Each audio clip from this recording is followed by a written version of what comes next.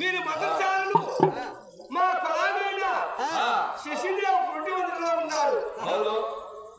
మా పరిస్థితికి కొడుకు పుట్టారా కూతురు పుట్టారా చెప్పండి. మదర్సాలన్నాడు. వెరిసి చెప్పమంటారా వెరీక చెప్పమంటారా? భయపడకుండా చెప్పు. ద్రవక మరి నిజం చెప్పమంటావు. నీ యొక్క భార్య గర్భవాసం వేడో కానుక కూతురు కాదు కొడుకు కాదు. నాకు సత్యవేదం మాదిరిపుచ్చిన. అవునా? చూసాడు దేవేంద్రుడు. అరే చూసాడండి.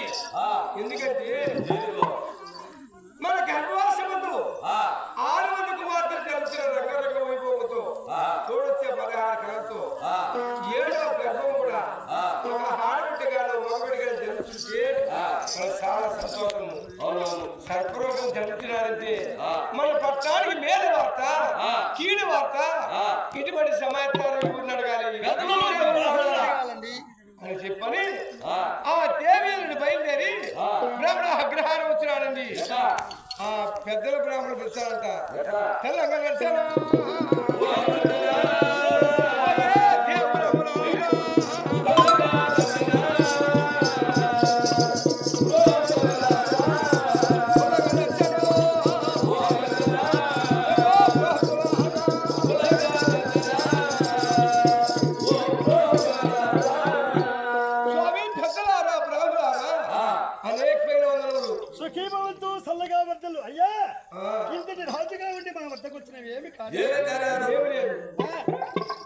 మా శశిదేవ్ గర్భవాసమందు 6 మంది కుమార్తెలు జరుగుతున్నాడు. చూడొచ్చే 16 వాళ్ళకి నామకరణం పెట్టినటువంటి బ్రాహ్మణులు మేమే.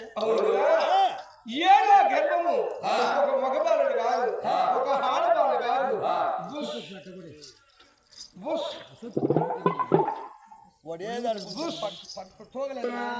నేను వీడియో తీస్తాను కింద చూస్తున్నావు నువ్వు అని. ఎప్పుడైతే 7వ గర్భము సర్పరూపంతో జరుగుతున్నది స్వామి పెద్దలారా బ్రాహ్మణారా అన్నాడు. ఆ బిడ్డ పుట్టిన నక్షత్రము పుట్టిబడి పూర్వరేఖ నక్షత్రము మా పట్నానికి మేలు వార్త నేను కీడు వార్త చెప్పండి పెద్దలారన్నాడు. అదే ప్రకారముతో పెద్దలు బ్రాహ్మణ మాత్రము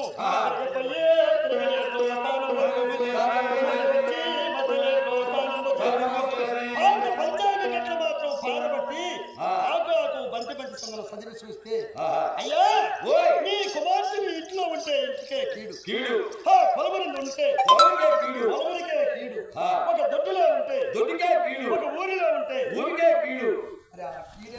స్వామి బ్రాహ్మణారా కీడు కీడు అంటున్నారే.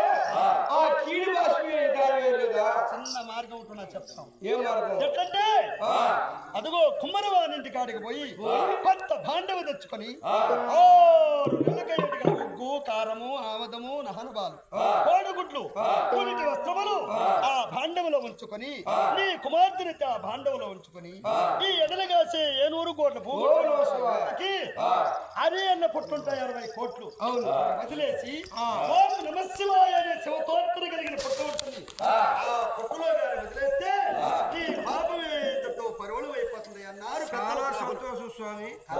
అని ఆ దేవేంద్రుడు పెద్దలు చెప్పిన మాట పిల్లలతో ఏడాది సిరిపోతాడు పెద్దవాడు. ఆ ప్రకారంతో దేవేంద్రుడు బయలుదేరి దేవులోకి వచ్చి కుమ్మవారిని వినడంతో ఎగిటి బాండవ వాళ్ళు కాల జాత మద్దిచ్చి చెమటంతా తీసేస్తారు. అందుచేత అది ఎగిటి బాండం అనమాట. ఆ కుమ్మరి వారింటి కాడ బాండం వద్దనుకొని